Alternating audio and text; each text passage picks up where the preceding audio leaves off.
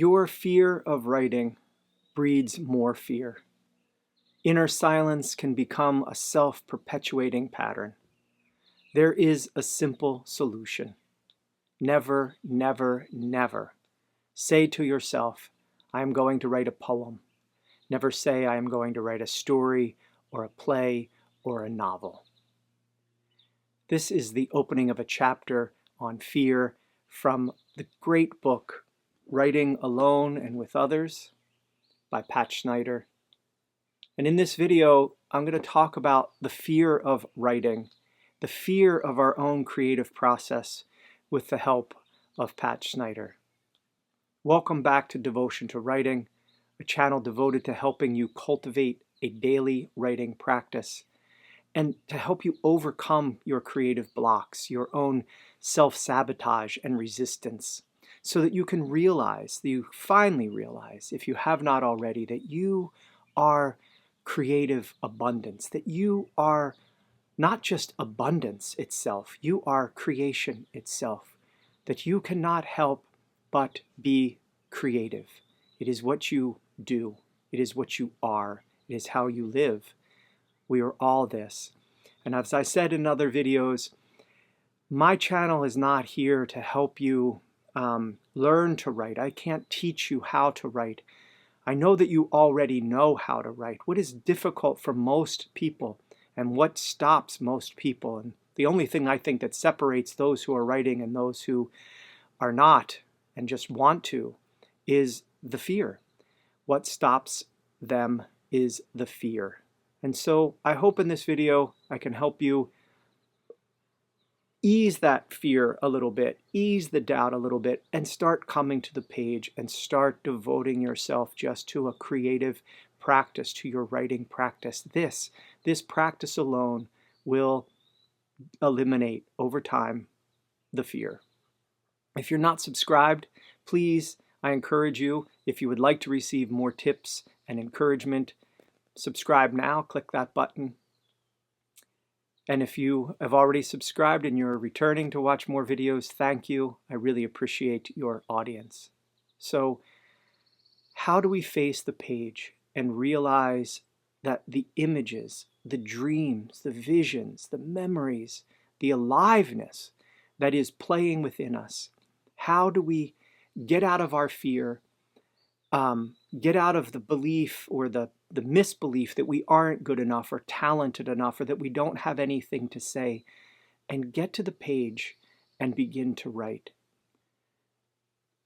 I know that it's often scary and that we think that it's so painful, it can be so painful to confront our own memories, our own say maybe belief that in our own inability.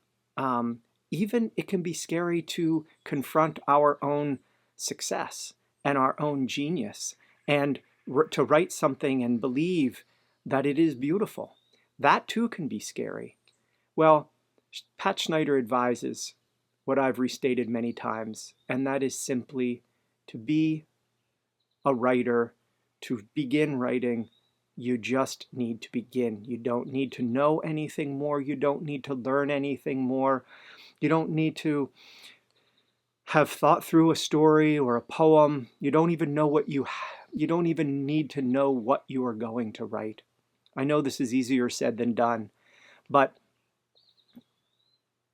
if you practice coming to the page and allowing yourself to write, devoting yourself to writing, allowing what comes to just come, then, Schneider writes, without knowing anything at all about what is going to be, if you just lift your pen and write a single, specific, concrete image, you see it in your mind, as you see it in your mind, and you write this as fast as you can. You describe it in extreme detail, and the more specific and intimate, the better. Whether it's a crack in a coffee mug, a vein on the back of your hand, the way a lock of hair falls across the forehead of a child as he sits reading, or the eyebrow of an old man who is fishing. You get close, describe a detail, and don't allow yourself to predict where it is going. Wire one detail after another together skip around, abandon one thing when another appears, and then that is the way you write forward. That is what Pat Schneider advises. Just begin. And she quotes Richard Hugo in his wonderful book, classic book on writing called The Triggering Town. Hugo talks about how one image triggers another image.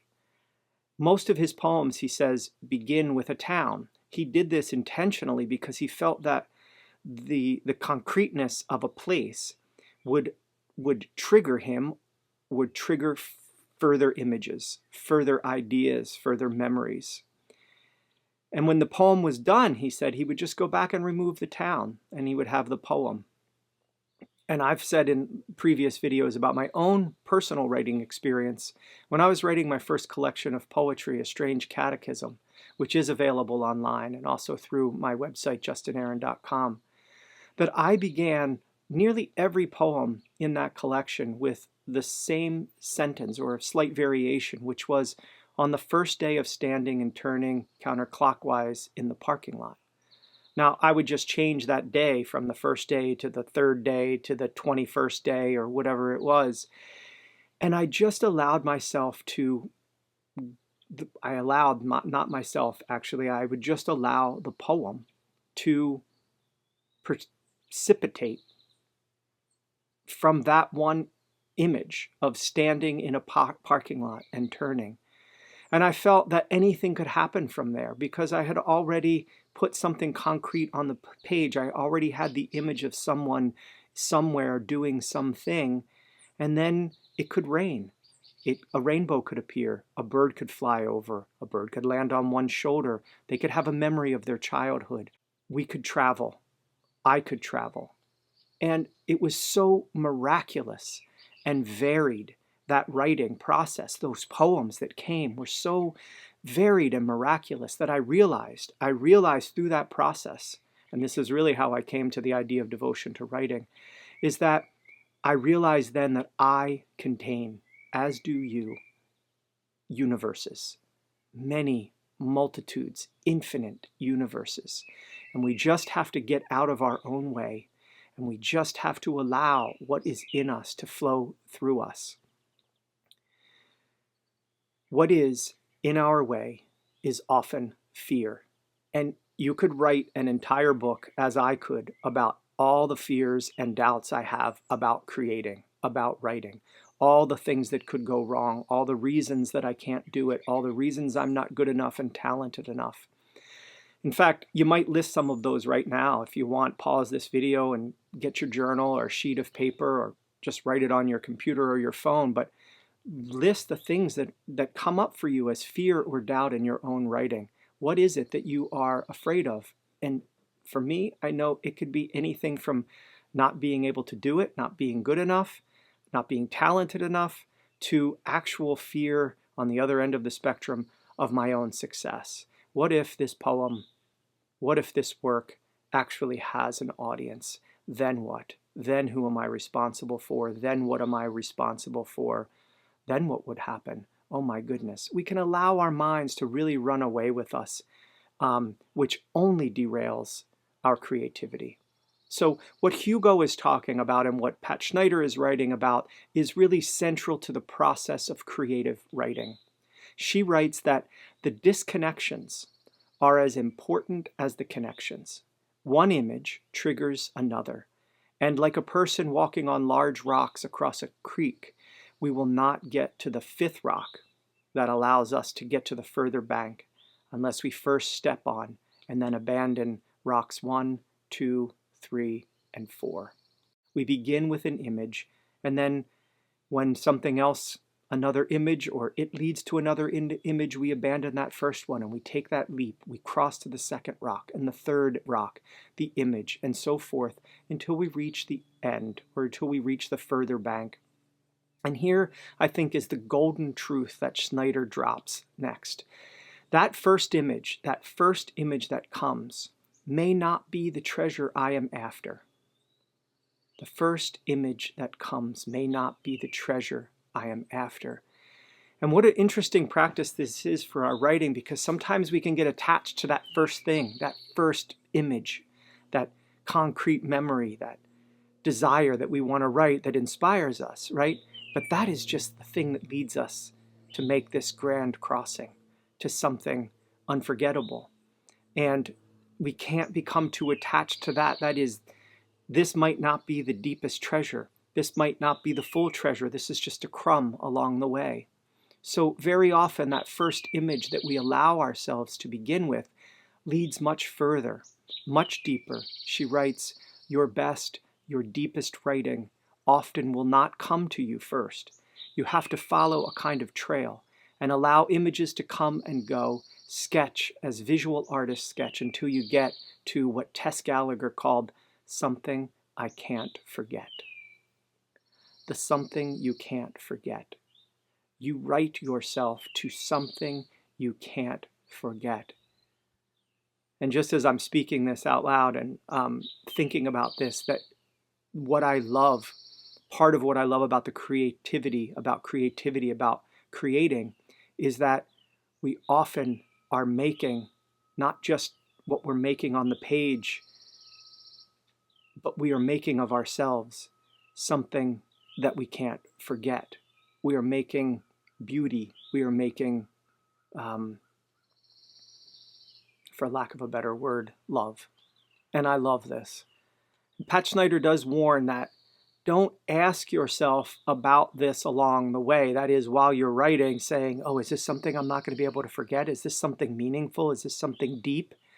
She says, just play, sketch, and skip.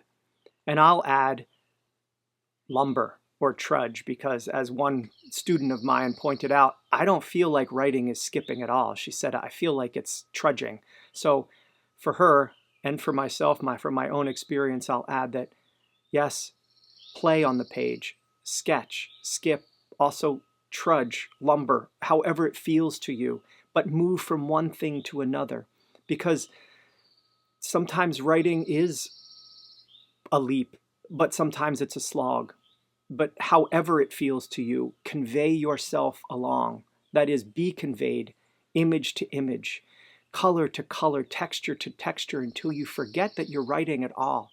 And then you see your grandma or your father in the garden, or getting out of the car, or holding the door to school open on the first day, or you see a mountain that you're about to hike, or that you did hike, or you see a bird alight on a branch.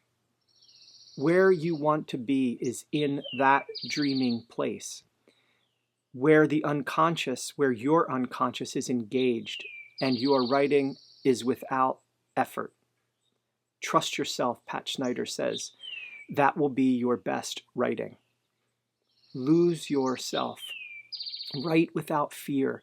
And when we are writing without fear, we are trusting ourselves. If you practice, I know that you will discover that you always have something to write. You can't help but create. Just don't shut down that voice. Don't shut anything down. Allow it all to come. I always remind you, I always have to remind myself, that when you sit to write, you are there just to honor the creative moment, nothing else. You're not there to write an epic poem. You're not there to write the greatest novel ever written. You're not there to write a story that is absolutely true to an event, to a memory. You are there simply to honor that creativity that is flowing through you. You are there to be present with that and attend to that, to the vision, to the moving, to what has moved you, to what has inspired you. Don't say, oh, this isn't good enough, or this sounds stupid. Just begin, and just begin with an intimate detail, with any detail, something concrete, and write the disconnections and the connections, and just allow what comes. Write you to surprise, to discovery. If you allow it, you may come to some startling image that you had no idea how it got there, how you got there, and you'll look up from the page afterwards and say, I didn't expect to write that. I don't know where that came from. I don't know what that is. Well, it comes from the great, dynamic, abundant, irrepressible nature that you are, your creative self. the wondrous and magical self that you are. So discover what is in you that you cannot forget. Just sit down, see where the writing takes you. Jump from one stone to the next and make this great crossing to some arresting, surprising thing in you. I'm so excited for you. I am so excited to read what you find. If you want to share it with me, feel free to drop it in the comments, or you could also send me, as many people do, a personal message at devotiontowriting.com. That's my website, devotiontowriting.com, and also there you can find more guidance if you need it for your writing practice. You can check out some of my upcoming writing retreats. For example, I have one in October in Portugal. There are just 3 spots left. And also I have in-person and online workshops. The in-person workshops are on Martha's Vineyard off the coast of Massachusetts, and online, of course, is via Zoom, and they happen throughout the year. Before I go, I thought maybe I'll leave with a writing prompt, and that is, what is your earliest memory? Can you think of a very concrete, specific something that you can see very clearly, and begin with that? Can you remember when you first saw yourself as an individual person? And just begin to write about this as intimately, as specifically, as descriptively as you can. No detail is too small to notice. Start with one concrete image and see where this leads you. See where it leads you to some surprise, to something perhaps where you become unforgettable, or it becomes unforgettable. Thank you for watching. I hope you write deeply today. I know that if you do write, you will write beautifully, because beautiful is what you are. Blessings.